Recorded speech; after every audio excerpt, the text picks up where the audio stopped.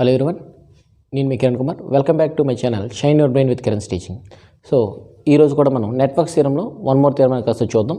So మరి ఈ network థియరమ్స్లో next మనం చూడబోయేటటువంటి థియరం ఏంటి అంటే, నెట్వర్క్ థియరమ్స్లో నెక్స్ట్ మనం చూడబోయే థియరం చాలా ఇంపార్టెంట్ అయినటువంటి థియరము అండ్ రియల్ టైంలో మనకి రియల్ టైం అప్లికబుల్ అంటే అప్లికేషన్స్లో ఎక్కువగా మనం యూజ్ చేస్తున్నటువంటి థియరము.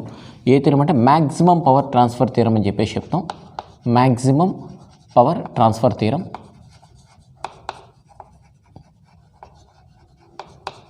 ఈ మ్యాక్సిమం పవర్ ట్రాన్స్ఫర్ థియరం అంటే ఏంటి అనే దానికన్నా ముందర ఇంతకీ ఈ థియరం తనకి ఇంపార్టెన్స్ ఏంటని కాస్త చూద్దాం. సో రియల్ టైంలో మనం ఏవైనా సరే ఒక సర్క్యూట్ డిజైన్ చేసామంటే ఆ సర్క్యూట్లో మనకి అవుట్పుట్ అనేది కాస్త పవర్ రావాలి. ఏదైతే మేబీ వోల్టేజ్ రావచ్చు లేదా కరెంట్ రావచ్చు, ఏదైనా సరే ఆ పవర్ అనేది కాస్త మ్యాక్సిమం ఎప్పుడు వస్తుంది అనేటువంటి కండిషన్ చెప్పే థియరమే ఇది. సో ఈ ప్రిన్సిపల్ని బేస్ చేసుకునే ఈ థియరం యొక్క ప్రిన్సిపల్ని బేస్ చేసుకునే రియల్ టైంలో మన సర్క్యూట్స్ మ్యాక్సిమం డిజైన్ చేయడానికి ట్రై చేస్తాం. మరి అటువంటి ఆ థియరం ఏంటి, ఏ విధంగా ఉంటుంది అని కాస్త మనం చూద్దాం. చూడండి, మరి స్టేట్మెంట్గా మనం ఒకసారి అబ్జర్వ్ చేసినట్టయితే ఈ మ్యాక్సిమం పవర్ ట్రాన్స్ఫర్ థియరం ఏం చెప్తున్నాడు? In an active network the maximum power అంటే ఆ సర్క్యూట్లో ఉండేటువంటి అది కూడా యాక్టివ్ నెట్వర్క్ అయి ఉండాలంటే అంటే సోర్స్ ఉండేది. ఆ నెట్వర్క్లోని మ్యాక్సిమం పవర్ ఎప్పుడు డెలివరీ అవుతుందంటే లోడ్కి అంటే అవుట్పుట్లోకి అంటే when the internal resistance. Already ఇంతకుముందు థియరంలో మనం మాట్లాడుకోవడం జరిగింది. Internal resistance is nothing but జనరల్గా రెసిస్టెన్స్ అనేది ఏంటి అంటే to oppose the flow of current.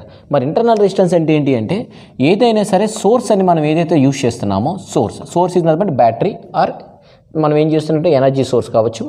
దానికి ఇంటర్నల్గా itself has some resistance. దానికి ఇంటర్నల్గా కొంత రెసిస్టెన్స్ అనేది కాస్త ఉంటుందంట. సో డిఫాల్ట్గా దీంట్లో ఉండేటువంటి రెసిస్టెన్స్ ఏదైతే సోర్స్లో ఉండేటువంటి రెసిస్టెన్స్ ఉంటుందో అటువంటి దాన్ని కాస్త మనం ఏమేం చెప్పొచ్చు అంటే ఇంటర్నల్ రెసిస్టెన్స్ అని కాస్త చెప్పచ్చు. అంటే రియల్ టైంలో మనం తీసుకున్నటువంటి ఎనర్జీ సోర్స్కి కూడా there must be some resistance.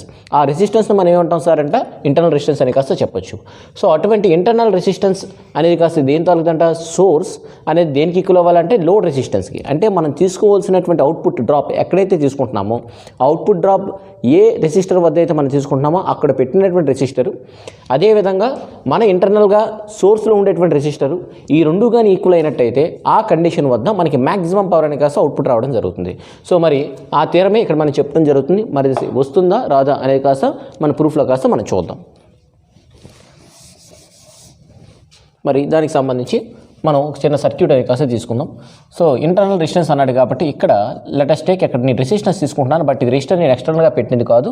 Already డిఫాల్ట్గా నా తాలూకా బ్యాటరీ ఇది అనుకుంటే ఈ బ్యాటరీలో ఉండే రెసిస్టర్ ఇది అనుకుంటున్నాను మనం చూపించడానికి.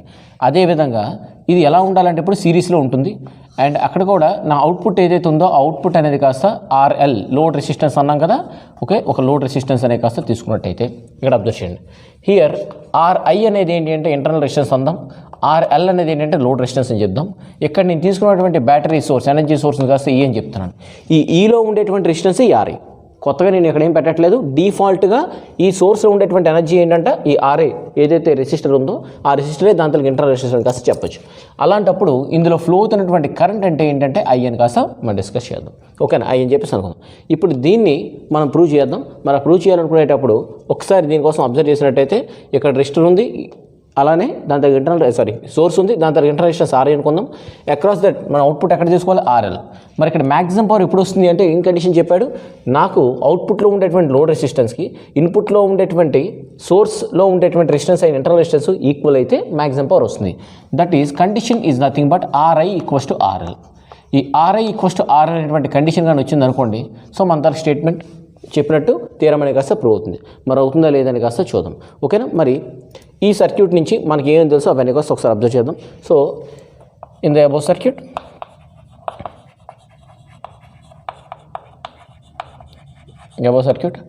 ఆర్ఐ అనేది ఏంటి సార్ అంటే R I is internal resistance. R I is internal resistance and R L is load resistance. R L is load resistance. అలానే ఈ అనేటువంటిది ఏంటంటే it is the energy source. మన ఎనర్జీ సోర్స్ అనేది అంటున్నామో ఆ ఈ అనేది energy source in the circuit. So E is energy source. Okay sir, మరి ఇప్పుడు దీన్ని బేస్ చేసుకుంటే ఈ సర్క్యూట్లో నాకు ఆ కండిషన్ రావాలి. మరి అలా రావాలంటే నేను ఇక్కడ తీసుకుంటుంది. ఫస్ట్ ఆఫ్ ఆల్ ఇక్కడ ఒకసారి అబ్జర్వ్ చేయండి. ఈ సర్క్యూట్లో ఉండేటువంటి టోటల్ రెసిస్టెన్స్ అంటే ఎంత? టోటల్ రెసిస్టెన్స్ అనేది కాస్త మనం అబ్జర్వ్ చేసినట్టయితే ఇక్కడ రెసిస్టెన్స్ ఆర్ఎల్ఏ కాదు, డిఫాల్ట్గా బ్యాటరీలో కూడా రెసిస్టెన్స్ ఉంటుంది, అది కూడా కలిపి తీసుకోవాలి. మరి ఇక్కడ అబ్జర్వ్ చేయండి, ఏ కనెక్షన్ ఉంది అంటే సిరీస్ కనెక్షన్. మరి according to that total resistance of this circuit ఎంత అవుతుందంట అంటే total resistance of this circuit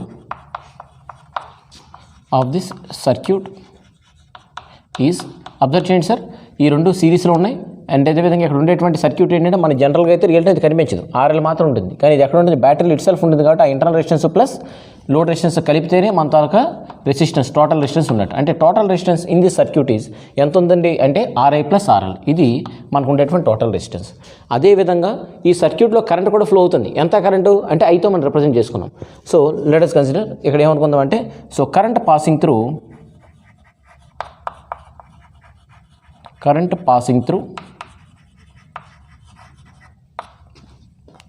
circuit is I అనుకుందాం. మరి ఐ తాలూకు వాల్యూ ఏమవుతుంది అంటే జనరల్గా I equals to Ohm's law ప్రకారం V బై ఆర్. మరి ఇన్స్టెడ్ ఆఫ్ V ఇక్కడ ఏముంది సార్ అంటే ఈ ఉంది, ఇన్స్టెడ్ ఆఫ్ ఆర్ ఇక్కడ ఏముందంటే ఆర్ఐ ప్లస్ ఆర్ఎల్ ఉంది. ఆ రెండు కూడా ఇందులో సబ్స్టిట్యూట్ చేద్దాం. మరి అలా సబ్స్టిట్యూట్ చేసేటప్పుడు so I equals to E by RI plus RL. ఓకేనా, సో అబ్జర్వ్ చేయండి, E equals to I equals to E by RL. Here E is nothing but V అనుకుందాం, RI plus RL is nothing but R అనుకుంటే ఇది Ohm's law ప్రకారం ఉంది. I equals to V by R కాబట్టి V by R.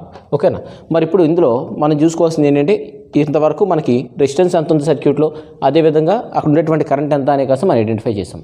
మరి ఇక్కడ మనకు కావాల్సింది ఏంటి అంటే పవర్ని బేస్ చేసుకుంటూ చెప్తున్నాం. మరి పవర్ని బేస్ చేసుకుంటూ చెప్పేటప్పుడు పవర్ డెలివర్ టు లోడ్ అదే కదా మనం అడుగుతుంది.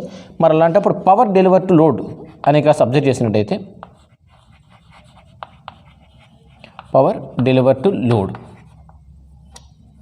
లోడ్లోకి పవర్ ఏ విధంగా డెలివర్ అవుతుంది లోడ్ అని కానీ అబ్జర్వ్ చేసినట్టయితే సో ఫార్ములా ఏంటి పవర్కి అంటే P equals to I square RL. P equals జనరల్గా ఫార్ములా ఏంటి current into product of that load resistance ఏదైతే ఉంటుందో దాని తాలూకు ఫార్ములా కాస్త I స్క్వేర్ ఆర్ఎల్. మరి already we know the I value, ఇంతకుముందే మనం ఇక్కడ ఐడెంటిఫై చేసాం. ఐ వాల్యూ ఎంత వచ్చింది అంటే ఈ బై ఆర్ఐ ప్లస్ ఆర్ఎల్ కాస్త రావడం జరిగింది. ఈ వాల్యూని ఇందులో సబ్స్టిట్యూట్ చేద్దాం.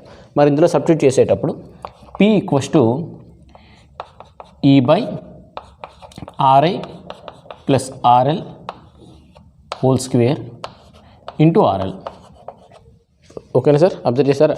మరి ఇప్పుడు దీని ప్రకారం ఇక్కడ ఇది ఏమవుతుంది అంటే చూడండి ఈ స్క్వేర్ అవుతుంది, రెండింటిని వేరు చేసేసినట్టయితే so P equals to E square into ఈ 1 బై ఆర్ఐ ప్లస్ ఆర్ఎల్ని రివర్స్ చేసామనుకోండి అంటే జనరల్గా సింపుల్గా చెప్పండి చూడండి 1 బై ఏ స్క్వేర్ని మనం ఏం రాసుకోవచ్చు e to the power of -2 రాసుకోవచ్చే లేదా రెసిప్రోకల్ చేస్తున్నాం.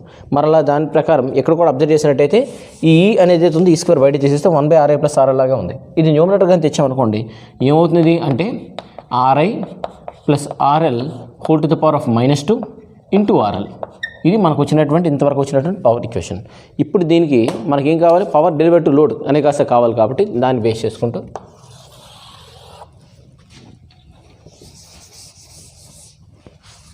So one maximum power deliver to load ఎప్పుడు మ్యాక్సిమం పవర్ డెలివర్ అవుతుంది లోడ్లోకి అని చూసినట్టయితే one maximum power deliver to load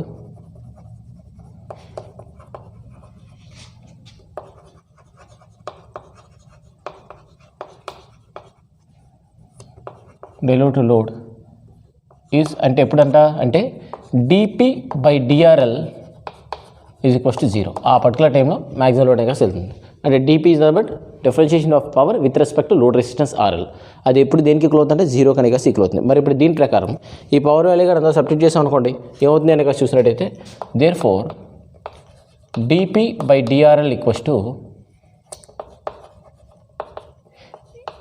ఈ స్క్వేర్ ఎందుకు కదా యాస్టిస్గా ఎలా తీసుకున్నట్టు ఈ స్క్వేర్ దీనికి డిఫరెన్షియేషన్ కానీ చేసినట్టయితే అబ్జర్వ్ చేయండి ఈ స్క్వేర్ కానీ వదిలేస్తే యూవీ డిఫరెన్షియేషన్ లాగా ఉంది. ఈ స్క్వేర్ కాన్స్టెంట్గా తీసేస్తే యూవీ డిఫరెన్షియేషన్ లాగా ఉంది. సో యూవీ డిఫరెన్షియేషన్ ప్రకారం ఈ స్క్వేర్ కానీ తీసేసినట్టయితే ఏమవుతుంది అంటే RI plus RL whole to the power of -2 into ఆర్ఎల్కి డిఫరెన్షియేషన్ చేస్తే 1 విత్ రెస్పెక్ట్ టు ఆర్ఎల్తో చేస్తున్నాం కాబట్టి 1 మైనస్ పవర్ అనే కాస్త ముందుకు వస్తుంది కాబట్టి 2 into RI plus RL whole to the power of -3 into RL. ఈసారి దీన్ని డిఫరెన్షియేషన్ ఒకసారి చేసాం, దీనికి ఒకసారి డిఫరెన్షియేషన్ చేసాం. దాని ప్రకారం మనం అబ్జర్వ్ చేసినట్టు దీంట్లో ఆర్ఎల్ కాస్త రావడం జరిగింది. ఓకేనా. మరి ఇంతకుముందు మనం చూసినట్టయితే డిపి బై డిఆర్ఎల్ ఈక్వల్స్ దేనికి ఈక్వల్ అవుతుందండి? 0కి ఈక్వల్ అవుతుంది. అంటే ఈ వాల్యూ మొత్తం 0కి ఈక్వల్ అవుతున్నట్టే కదా. అంటే దాని ప్రకారం E square into RI plus RL whole to the power of -2 into 1 అంటే ఇక్కడ ఏం లేదా -2 into RI plus RL whole to the power of -3 into RL which is equals to 0. So ఇదంతా కూడా 0కి కాస్త ఈక్వల్ అవ్వడం జరిగింది.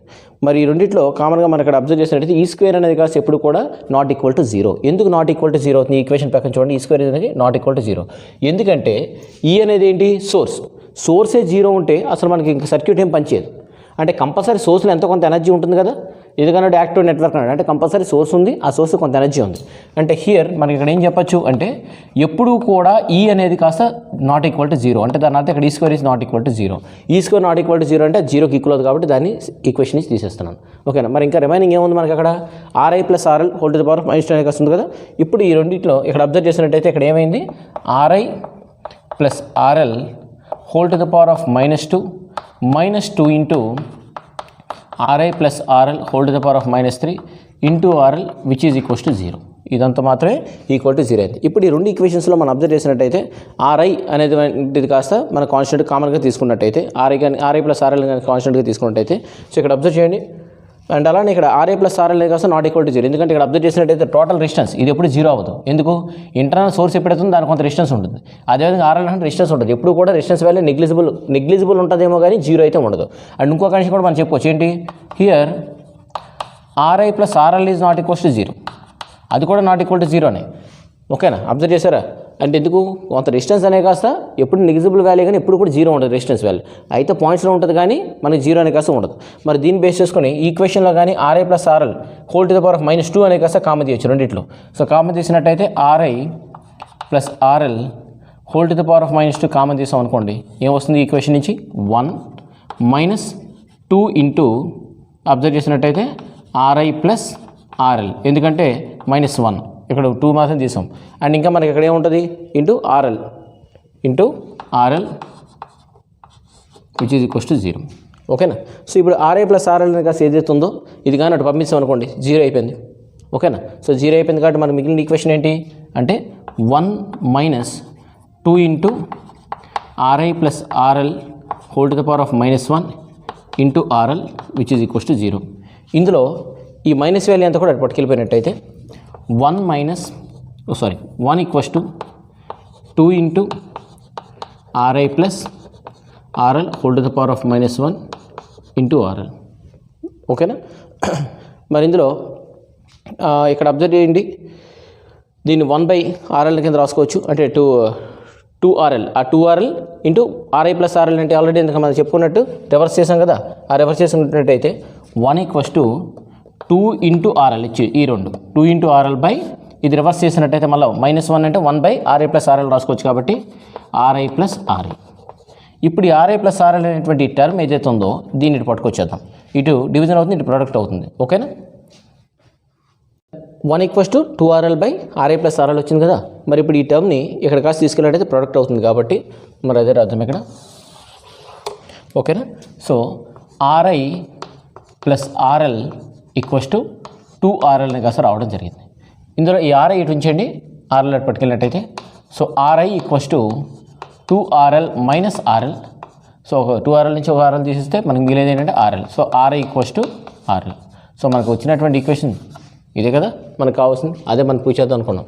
ఆర్ఐ ఈక్వల్స్ టు ఆర్ఎల్ అంటే మ్యాక్సిమం పవర్ ఎప్పుడు వస్తుందంట అంటే అదే చెప్తున్నాడు. When internal resistance R I is equals to load resistance R L then maximum power is delivered to లోడ్కి మ్యాక్సిమం పవర్ అనేది కాస్త రావడం జరుగుతుంది. Therefore, hence maximum power transfer theorem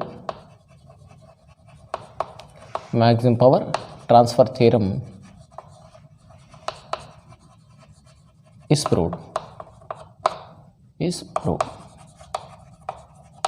okay. So ఇదే maximum power transfer theorem. So చాలా important అటువంటిది exam point of వ్యూలో మీకు ఇంపార్టెంట్. అలానే రియల్ టైంలో కూడా మనం ఏదైనా ఒక సర్క్యూట్ డిజైన్ చేస్తామంటే ఈ ఏదైతే మ్యాక్సిమం పవర్ ట్రాన్స్ఫర్ థియరం అంటున్నామో ఎప్పుడు మ్యాక్సిమంగా పవర్ వస్తుంది అనే కండిషన్ మనం చెక్ చేసుకొని అవుట్పుట్ ఇవ్వాలనుకునేటప్పుడు మనం ఈ కండిషన్స్ అనేవి కాస్త అప్లై చేసుకోవాలి. ఏంటి ఆ కండిషన్ అంటే R = RL, అంటే బ్యాటరీలో ఉండేటువంటి ఇంటర్నల్ సోర్స్కి లోడ్ రెసిస్టెన్స్ అనేది కాస్త ఈక్వల్ అయినట్టయితే ఆ కండిషన్లో మనకి ఏమొస్తుందంటే మ్యాక్సిమం పవర్ వస్తుందని కాస్త చెప్పచ్చు సార్. ఓకేనా? So this is all about maximum power transfer theorem. So I hope అందరికీ కూడా ఈ థియరం అర్థమై ఉంటుంది. ఒకవేళ అర్థమైనట్టయితే సో లైక్ చేయండి, షేర్ చేయండి, సబ్స్క్రైబ్ చేయండి. అండ్ అలానే ఇంకా ఈ ఛానల్ ఎవరైనా సరే సబ్స్క్రైబ్ చేయనట్టయితే so please subscribe this channel. అలానే అక్కడ పక్కన బెల్ ఐకాన్ అనేది ఉంటుంది, దాని కాస్త క్లిక్ చేసుకోండి. సో దాని ద్వారా ఏమైనా సరే మీకు కొత్త వీడియోస్ కానీ అప్లోడ్ చేస్తే అవి మీకు నోటిఫికేషన్స్ కాస్త రావడం జరుగుతుంది. ఓకేనా సార్? By, love you.